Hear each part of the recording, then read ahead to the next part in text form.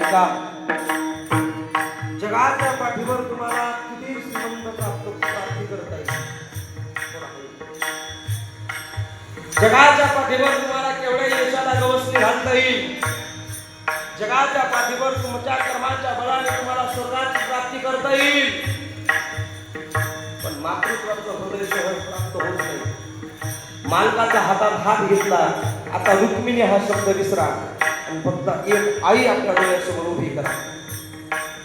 आई आपल्या मालकाच्या हातात हात घेते, म्हणते मालक, माझ्या लेकरांचं भलं होत असेल तर मी देहांत प्रायश्चित्त करायला तयार आहे. दुसऱ्या दिवसचा सूर्य उगवला. आड वाटेला सिद्धपंताच्या वाडेत 4 लेकरांची आई गेली. पदर पसरला, गुळाचा खडा, हरभऱ्याची डाळ, कणिक पदरात बांधून आणली. संध्याकाळी आज सिद्धपीठात पुरणपोळीचा स्वयंपाक होणार आहे आणि या पुरणपोळीच्या स्वयंपाकाची तयारी आईने केली. घरच्या पाण्यामध्ये डाळ शिजवून पुरण करणाऱ्या बाया ऐकल्या गेली, पण लेकराचं भलं व्हावं याकरता आश्रूचं पाणी डाळीत पाडणारी जगातील पहिली माय म्हणजे माझ्या जाणायची आई.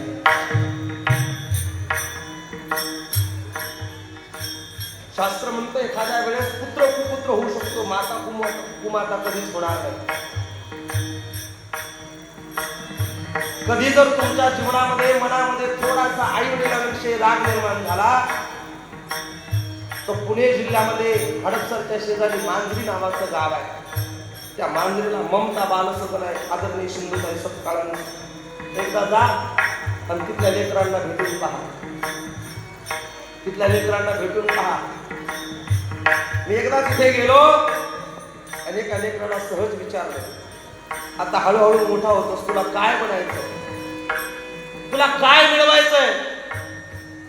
एका 12 वर्षाच्या लेकराचं उत्तर होतं, नवगडी साहेब. 12 वर्षाच्या लेकराचं उत्तर होतं, महाराज मला काहीच मिळवायचं नाही. तू शाळा शिकतोय, कशा करता पळापळ? ज्या कॉलेजला शिकला तर असा होशील, त्या कॉलेजला शिकला तर कसा होतील सांगणारी खूप लोक भेटली.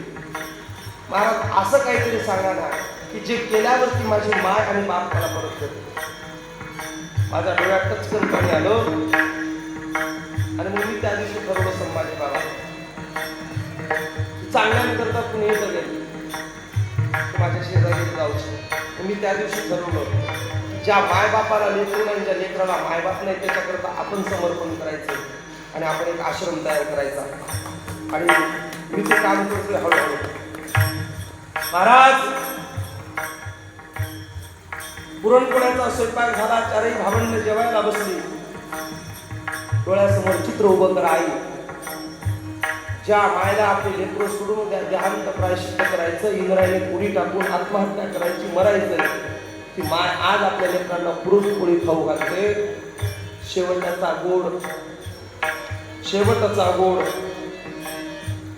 लेकरं जेवायला बसली. निवृत्तीनाथांना कळालं की आजची ताटावरची पुरणपोळी आयुष्यभर पुन्हा गोड लागणार आहे. ज्ञानोबाने विचारलं, आई